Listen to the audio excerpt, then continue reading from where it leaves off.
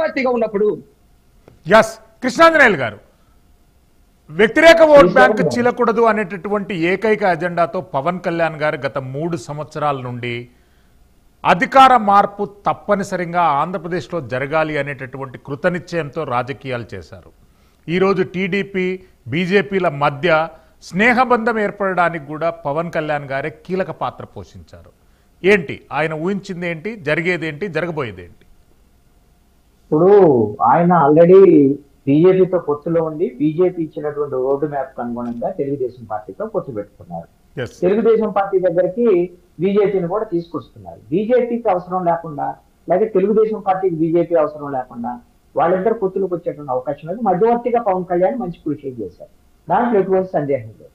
అయితే తెలుగుదేశం పార్టీ ఇప్పుడేదో రాష్ట్రానికి అంత అన్యాయం జరిగిపోయింది, అందుకని మేము ఇప్పుడు బీజేపీతో కలుస్తున్నాం అనేటువంటి వాదన ఎంత మేరకు జనం నమ్మేదానికి అవకాశం ఉంటుంది? వీళ్ళు ఎన్నికలైపోయినటువంటి మొదటి మహానాడు అనుకుంటా, ఆ మహానాడులోనే మేము కేంద్ర ప్రభుత్వంతో కలిసి పనిచేయడానికి సిద్ధమని వన్ సైడ్ లవ్ ను ప్రకటించారు.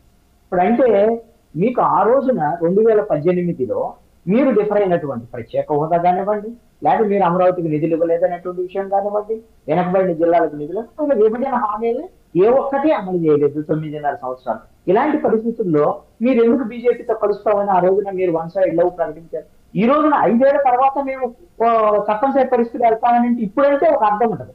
మీరు ఎప్పుడో మహానాడులోనే ప్రకటించారు మీ ప్రకటన. ఇది ఎందుకు అని అంటే, ఎప్పుడైతే వాళ్ళు రాజకీయంగా ఓడిపోయారో మనం ఒంటరిగా ఎన్నికల్లో ఇక్కడ రాజకీయం చేయలేము అనేటువంటి పరిస్థితుల్లో బీజేపీ సహకారం కావాలనేటువంటి దాని మీద వెళ్తుంది. అందుకనే బీజేపీ ఏమంటుంది, వాళ్ళకు గతి లేక మా దగ్గరకు వచ్చాడు. ఎప్పుడు ప్రయత్నం మొదలు పెట్టారు వీళ్ళు? 3 ఏళ్ల క్రితం మొదలు పెట్టారండి బీజేపీతో పొత్తు కోసం. తెలుగుదేశం పార్టీ 3 ఏళ్ల క్రితం ప్రయత్నం మొదలు పెడితే మొన్నటికి పిలిచారు అనేటువంటి లేదు. మరి ఈ నెల రోజులు ఎందుకు అంటే, ఈ నెల రోజుల మధ్యలో బీజేపీ అంతర్గతంగా చర్చలు జరుపుకుంటుంది. వాళ్ళ అధినాయకత్వము రాష్ట్ర నాయకత్వం నుంచి 3 సార్లు ప్రతిపాదనలు తీసుకున్నారు ఈ రాష్ట్ర బీజేపీకి సంబంధించినటువంటి విషయంలో. 175 అదేవిధంగా 25 పార్లమెంట్ లో పోటీ చేసేటువంటి అంశాల మీద వాళ్ళు మొత్తం ప్రాతిపదికన అన్ని తీసుకుంటూ, అభ్యర్థుల విషయాలు తీసుకుంటూ, మనం ఎన్ని సీట్లు అడగాలి, ఎక్కడెక్కడ మనం బలంగా ఉన్నాం అని ఇప్పుడు వరకు 3 రకాల నివేదికలు తీసుకునే దాని మీద 20 రోజుల పాటు ఆగారు. ఒకటి. రెండో అంశం ఏంటంటే, ఇది ఒక యోగం. చంద్రబాబు నాయుడు తెలుగుదేశం పార్టీ ఇప్పుడు ఉండేటువంటి ఎన్నికలు బీజేపీ లేకపోతే మనం ఎన్నికలు చేయలేము, ఎన్నికలకు మనం ముందుకు వెళ్ళలేము, మన కార్యకర్తలకు ఈ రోజున తెలుగుదేశం జెండా పట్టుకొని భుజాలు వేసుకొని బయటకు వచ్చేటువంటి పరిస్థితులు లేవు. ఎంపీటీసీ జెడ్పీటీసీ ఎన్నికలలో మనం బైకౌట్ చేయలేము, కాబట్టి ఎన్నికలకు వెళ్ళటం అనేది అనివార్యము. బీజేపీ ఉంది అని చెప్పుకోనన్నా రేపు పొద్దున ధైర్యంగా వెళదాం అనేటువంటి ఒక బలహీనతతో ఈ రోజున చంద్రబాబు నాయుడు తెలుగుదేశం పార్టీ బీజేపీ పొత్తు కోసం చూస్తున్నారు. ఈ విధమైనటువంటి బలహీనత ఉంది కాబట్టి ఇంకా వాళ్ళని బాగా వంచాలి అనేటువంటి ప్రయత్నం ఏంటి అంటే, ఇంకా ఎక్కువ డిమాండ్ చేసి కొన్నాళ్ళు ఎన్నికల నోటిఫికేషన్ వచ్చేంత ముందు వరకు కూడా ఈ విధమైనటువంటి ఒత్తిడి క్రియేట్ చేసి వాళ్ళ యొక్క సీట్లను, కావలసినటువంటి సీట్లను రాబట్టుకునేటువంటి అసలైనటువంటి వ్యూహాన్ని బీజేపీ అవలంబిస్తుంది. ఇప్పుడు తప్పనిసరి పరిస్థితిలో తెలుగుదేశం పార్టీ కూడా అంగీకరించేటువంటి పరిస్థితి కనపడుతున్నటువంటిది. ఇక్కడ ఒక సమాచారం ఏంటంటే, నేను ఇన్ని సీట్లు ఇన్ని వ్యవహారం అని మనం చెప్పగలుగుతున్నాం అని అంటే, ఇది బీజేపీ వాళ్ళు సమాచారం బయటకు ఇస్తారు ఖచ్చితంగా. తెలుగుదేశం వాళ్ళ దగ్గర నుంచి సమాచారం వస్తే అది రాజకీయ పార్టీలు అండి. అధికార ప్రతినిధిగా మాణిక్యరావు గారు బయటికి చెప్పకపోవచ్చు, ఆయన వాళ్ళ అఫీషియల్ గా వచ్చేంత వరకు ఆయన చెప్పాలి. కానీ ఒక అనలిస్ట్ గా, నేను ఒక జర్నలిస్ట్ గా నాకుండేటువంటి పరిచయాల మేరకు, నాకుండేటువంటి సమాచారం మేరకు జరుగుతున్నటువంటి పరిణామాలను బట్టి అనలైజ్ చేయడానికి అదేం పెద్ద బ్రహ్మ విజయం కాదు, కొంచెం వీడియో చేసేటువంటి పని ఇది. ఈ విధమైనటువంటి సమాచారం మేరకే చెప్తున్నాం. అయితే ఇక్కడ బీజేపీకి సంబంధించినటువంటి విషయంలో తెలుగుదేశం పార్టీతో పొత్తుకు సంబంధించినటువంటి విషయం ఏంటి, వాళ్ళకి ఈ సీట్లకు సంబంధించినటువంటి విషయంలో ఖచ్చితంగా మన మాట చంద్రబాబు నాయుడు వింటాడు, అంగీకరిస్తాడు అనేటువంటి కాన్ఫిడెన్స్ ఉందండి వాళ్ళకి. ఆ విధమైనటువంటి ఖచ్చితమైన సమాచారంతో చంద్రబాబు నాయుడిని వాళ్ళు ఈల్డ్ చేసుకున్నారు. ఆ విధమైనటువంటి ఇంకొకటి ఏంటి అంటే, ప్రత్యేక హోదా విభజన.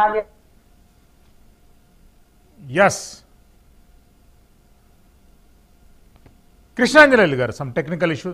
కిషోర్ తుపాటి గారు, మోడీ మాన్యా ఆంధ్రప్రదేశ్ రాష్ట్రం పైన పనిచేస్తుందా? ఎందుకు పనిచేయాలి? రాష్ట్రానికి రాజధాని నిర్మించలేదు, స్పెషల్ స్టేటస్ ఇవ్వలేదు, హిస్టారికల్ మాన్యుమెంట్ అయినటువంటి విశాఖ స్టీల్ ప్లాంట్ లాంటి పెద్ద పెద్ద ప్రాజెక్టులకు కేంద్ర ప్రభుత్వం మద్దతు కల్పించలేదు. ఏ అంశాల మీద మోడీ మాన్య ఆంధ్రప్రదేశ్లో పనిచేస్తుంది? శ్రీశైలం గారు, మీరు కూడా మొదలు పెట్టారా మోదీ గారి గురించి? ఇదంతా కూడా ఎట్లా అంటే, నేను బీజేపీ అధికార ప్రతినిధి కాదు, కానీ నేను ఛాలెంజ్ చేస్తాను.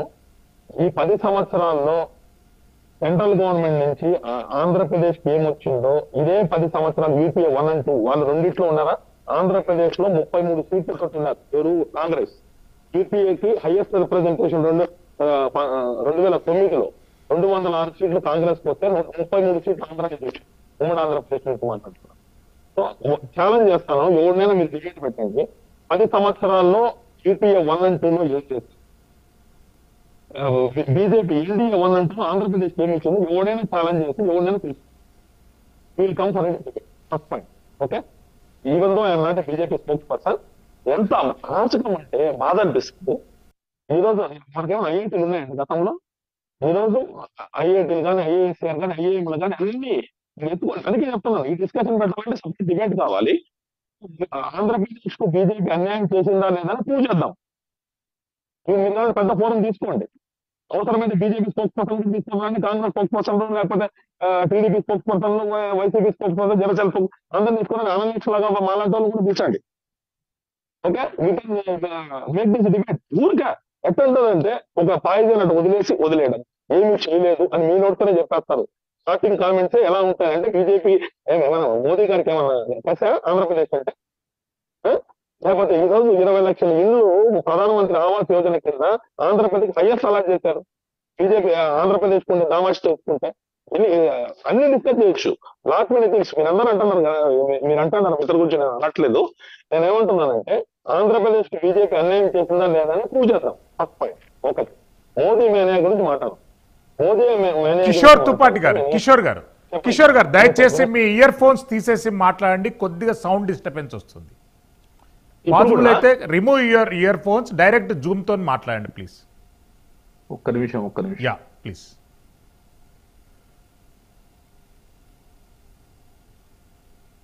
ఇప్పుడు ఓకేనా? ఎస్ అండి, direct Zoom okay sir. Okay okay. So నేనేమంటున్నానంటే, పాయింట్ లో మనం అదొక discussion, separate point. Modi mania అనేది, నేను ఇంకొకటి కూడా మన ప్యానలిస్ట్, మన తెలుగుదేశం పార్టీ గారు, మన అధికార ప్రతినిధి గారి గురించి కూడా చెప్పిన మాట కూడా నేను రిపోర్ట్ చేయాలని నేనేమంటున్నానంటే, బీజేపీకి 1998లోనే 18.3% ఉమ్మడి ఆంధ్రప్రదేశ్ లో ఓట్లు ఉన్నాయి. సొంతంగా 4 పార్లమెంట్ సీట్లు ఆంధ్రప్రదేశ్ లో రాజమండ్రి, కాకినాడ సొంతంగా గెలిచింది. బీజేపీని లేదని ఆ రోజు మళ్ళీ చంద్రబాబు నాయుడు గారు ఇదే విధంగా మళ్ళీ 99లో పొత్తు పెట్టుకొని బీజేపీని మళ్ళీ పీల్చి వదిలేసినారు. ఇది వాస్తవం. మన రికార్డ్స్కి వెళ్తాం, ఎవ్రీథింగ్ స్టాటిస్టికల్ గా ఉంది. బీజేపీ 18.3% ఓటు సొంతంగా 98లో ఉంటే, ఈ రోజు మన 0.7 తీసుకొని వదిలిన గమనత చంద్రబాబు నాయుడు గారికి ఉంది. మనం ఏదైనా డిబేట్ మాట్లాడతాం, దాని గురించి ఇబ్బంది లేదు. సార్ చెప్పినట్టు ప్రతి దానికి నేను స్టాటిస్టిక్స్ తోనే మాట్లాడతాను. ఓకే, ఒకటి, ఎందుకు బీజేపీ ఈ రోజు ఇంత ఆలోచిస్తుంది, నెలల తరబడి పెండింగ్ బట్ అంటే, ఇక్కడ క్రెడిబిలిటీ క్రైసిస్ ఉంది చంద్రబాబు నాయుడు గారికి. బీజేపీతో క్రెడిబిలిటీ క్రైసిస్ ఏంటి అంటే, ఈ రోజు కూడా సోదరుడు చెప్పినట్టు 4-5 సీట్లు ఇస్తారు. ఆ 5 సీట్లలో మళ్ళీ రఘురామకృష్ణరాజు గారు, టీడీపీ స్పాన్సర్డ్ బీజేపీ, మళ్ళీ బీజేపీలోకి తీసుకొస్తారు. సీఎం రమేష్ గారు నాకు వైజాగ్ కావాలంటున్నారు. ఎగ్జాంపుల్ చెప్తున్నా. అంత మొత్తం టీడీపీ శ్రేణుల్లో తీసుకొని వదలడము. నేను చెప్పమంటారు ఎగ్జాంపుల్, 2014లో బీజేపీకి 13 ఎమ్మెల్యే సీట్లు ఇచ్చారు, 4 ఎంపీ సీట్లు ఇచ్చారు. 13 ఎమ్మెల్యేలో బీజేపీ గెలిచింది 4. అంటే అంత రెబల్స్ ని పెట్టారు. కడపలో అల్లపురెడ్డి హరినాథ్ రెడ్డి గారు బీజేపీ తరఫున నిలబడితే, దుర్గా ట్రాక్టర్ వర్క్స్ ఆయన తీసుకొచ్చి నిలబెట్టి ఆయనకి 50,000 ఓట్లు వచ్చినాయి. 49,000 చిల్లర టీడీపీ రెబల్. ఈ విధంగా అందరినీ చేసి బీజేపీకి 4 ఎమ్మెల్యేలే గెలిచేటట్టు చేశారు. ఆ 4లో 3 డెప్యుటేషన్ ఫ్రమ్ టీడీపీ. ఈ యొక్క అరాచకాలన్నీ తెలుసు బీజేపీకి. గతంలో అప్రైజ్ చేసేవాళ్ళు లేరు, ఇప్పుడు అంతా తెలుసుకున్నారు. స్టాటిస్టిక్స్ అంతా ఉంది బీజేపీ ముందర. సో ఈ ప్రాబ్లం వల్లనే అంటే ఏమైందండి, చంద్రబాబు నాయుడు గారిని ముఖ్యమంత్రి చేసుకోవడానికి అలా ఏం చేయాలా? బీజేపీ వాడు ఎవ్వడు ఆడ ఎమ్మెల్యే గాడు. 4 ఎమ్మెల్యేలలో 3 బయట నుంచి వచ్చిన వాళ్ళే. ఒక్క పైడికొండ ఆయన సార్ పేరుతో ఉన్న వ్యక్తే బీజేపీ ఎమ్మెల్యే, పైడికొండ మాణిక్యాలరావు గారు. ఆయన మళ్ళీ చనిపోయినారు లేట్ తదనంతరంగా. వాళ్ళొక్కరే గెలిచింది బీజేపీ తరఫున. 4 ఎంపీలు ఎత్తుకుంటే Karumanchi Jayaram is from TDP, ఆయన డెప్యుటేషన్ లో తీసుకొచ్చినారు బీజేపీలోకి. మళ్ళీ ఎలక్షన్ ఎప్పుడైతే బీజేపీ విడిపోయిందో 18లో మళ్ళీ నీట్ గా తీసుకొని వచ్చుకున్నారు వాళ్ళు టీడీపీలోకి. తిరుపతి ఎంపీ క్యాండిడేట్ ఆయన కావాలంటే ఎవడైనా కనుక్కోమనంటే ఆన్సర్ ఇమ్మనండి. ఈ విధంగా అంతా కూడా 4 ఎంపీలు ఉంటే పురంధేశ్వరి గారికి ఎక్కడ సీట్ లేదన్నట్టు రాజంపేట తీసుకొని వదిలినారు. ఎందుకంటే రాజంపేటలో ఓడిచ్చని వీళ్ళే. రాజంపేటలో ఎందుకు? రాజంపేటలో ఆ సామాజిక వర్గ ఓట్లు లేవు. అక్కడ ఉండేది కాపు సామాజిక బలిజ సామాజిక వర్గము రెడ్డిస్ అప్పుడే ఫస్ట్ టైం గెలవడం. 50 ఏళ్ల నుంచి బలిజలు గెలిచే సీటుని కమ్మ సామాజిక వర్గమైన పురంధేశ్వరి గారిని గెలిచి ఓడిచ్చినారు. తిరుపతి అలా తిరుపతి టీడీపీ క్యాండిడేట్ డెప్యుటేషన్ మళ్ళీ వెళ్ళిపోయా. కారుమంచి జయరాం డిఎస్పీ మాజీ డిఎస్పీ. ఇట్లా మొత్తం చెప్పమంటే మొత్తం హిస్టరీతో సహా చెప్తాను సార్. ఓకే, ఇలాంటివన్నీ జరిగినాయి కాబట్టే ఈరోజు క్రెడిబిలిటీ క్రైసిస్. మోదీ గారిని అడుగు పెట్టనేను, హైదరాబాద్ లో అడుగు పెట్టనేను ఛాలెంజ్ చేసిన వ్యక్తి చంద్రబాబు నాయుడు గారు కాదా? మోదీ గారు టెర్రరిస్ట్ అనే వ్యక్తి చంద్రబాబు నాయుడు గారు కాదా? ఇవన్నీ ఎట్లా మర్చిపోతారు అనుకుంటున్నారు? అవన్నీ దృష్టిలో పెట్టుకొని వాళ్ళు ఆలోచిస్తుంటారు. ఈయన రిలయబులా కాదా? ఎప్పుడు చూసినా యూటర్న్ తీసుకుంటాడు, మధ్య మధ్యలో వెళ్ళిపోతాడు. ఆయనకు నచ్చినప్పుడు ఆయన సార్ అంటారు కదా చాలా విలువలు మాట్లాడుతున్నాము అంటే మేము కూడా చెప్తాను. సన్నా సత్యమూర్తిలో డైలాగులు ఉన్నట్టు మనకు బాగుండేటప్పుడు లెక్కలు మాట్లాడి మనకి ఇబ్బందులు వచ్చినప్పుడు విలువలు మాట్లాడకూడదు సార్. సో తెలుగుదేశం పార్టీ ఈరోజు విలువలు మాట్లాడుతుంటే నవ్వు వస్తుంది నాకు. గతంలో ఎంత బ్లాక్ మెయిల్ చేసినారు, ఏమి చేసినారు, బీజేపీని వదులుకొని మోదీ గారు పార్లమెంట్ సాక్షిగా చెప్పారు అవిశ్వాసం పెట్టినప్పుడు చంద్రబాబు నాయుడు గారు మీరు జగన్ ట్రాప్ లో పడుతున్నారు అని. On records it is there. ఆ రోజు మొత్తుకున్నారు, పడుతున్నావు అంటే పడినాడు, అవిశ్వాస తీర్మానం పెడితే మళ్ళీ ఇమీడియట్ గా ఎలక్షన్ అయిపోవడం ఇమీడియట్ ప్రేమ ఎందుకు వచ్చిందో నాకు అర్థం కావడం. ఆ రోజు దాకా ప్రత్యేక హోదా కోసం ఆ ముగ్గురు రిజైన్ చేయాల్సింది. ఈ రోజు కూడా నేనేమంటున్నానంటే టీడీపీలో ముగ్గురు రిజైన్ చేసి ఉండాల్సింది. ఆ రోజు ప్రత్యేక హోదా ఈలే కదా, బీజేపీలో రిజైన్ చేసి ఉంటే కనీసం ఇటు డూ నేషనల్ న్యూస్. 5 ఏళ్ల తర్వాత 3 ఏళ్ల నుంచి ఉండండి, ఒక నిమిషం వినండి. ఈ 2 ఏళ్ల నుంచి వెంట పడుతున్నారు కదా, ఏం ప్రత్యేక హోదా ఇచ్చేసిందే బీజేపీ? అయినా కూడా బీజేపీ మీద ప్రేమ ఎందుకండి? మీరు ముఖ్యమంత్రి కావాలా? ఇది రాష్ట్రం అన్యాయం జరుగుతుంది. చంద్రబాబు నాయుడు గారు ముఖ్యమంత్రి కావాలా? పవన్ కళ్యాణ్ కూడా కాకూడదు. ఆయనకి 24 ఎమ్మెల్యేలు ఇవ్వాలా? ఆ 24 10 మంది టీడీపీలో ఉంటారు డెప్యుటేషన్, 10, 12, 14 మంది. మళ్ళీ గెలిచిన వాళ్ళు 5 మంది 6 మంది గెలుస్తారు. వాళ్ళు వీళ్ళ మనుషులు ఉంటారు. ఓవరాల్ గా మళ్ళీ కంట్రోల్ చేసుకొని ఎట్లుందంటే మా ఇంటి కోసం ఏం చేస్తారు, మీ ఇంటి కోసం ఏమి ఇస్తారనే బాపత్ ఉంది. ఇలా కాకూడదు. రాజకీయం అలా జరగదండి. బీజేపీ పొత్తు పెట్టుకునింది ఎక్కడితో చెప్పేదా? మీకు బీహార్ లో పొత్తు ఎలా పెట్టుకుని తెలుసా?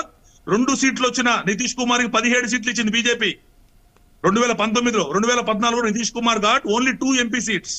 అలాంటి వ్యక్తికి 17 ఎంపీ సీట్లు ఇచ్చి నిలబడింది బీజేపీ. 17 బీజేపీ నిలబడింది, నితీష్ కుమార్ 17. లోక్ జనశక్తి పార్టీ 6 సీట్లు నిలబడి 40 సీట్లతో నిలబడితే బీజేపీకి 17 ఎంపీలు గెలుచుకున్నారు. నితీష్ కుమార్ 17, 16 గెలుచుకున్నాడు. లోక్ జనశక్తి పార్టీ 6 గెలిచింది. సో అలాంటి పొత్తులు ఉంటాయి. ఈడు ఎట్లాంటి పొత్తులు అంటే మేము బాగుండాలా, 170 సీట్లలో అన్ని కంఫర్టబుల్ మెజార్టీ. ఎలక్షన్స్ అయిపోయినాక తెలుగుదేశం పార్టీకి ఒక 100 సీట్లు రావాలి, ఎవరితో అవసరమే లేకుండా ఉండాలి, హ్యాపీగా మనం చెప్పింది నడవాలి. ఇలాంటి పొత్తులు కాదండి. పొత్తుల్లో అందరూ త్యాగాలు చేయాలి.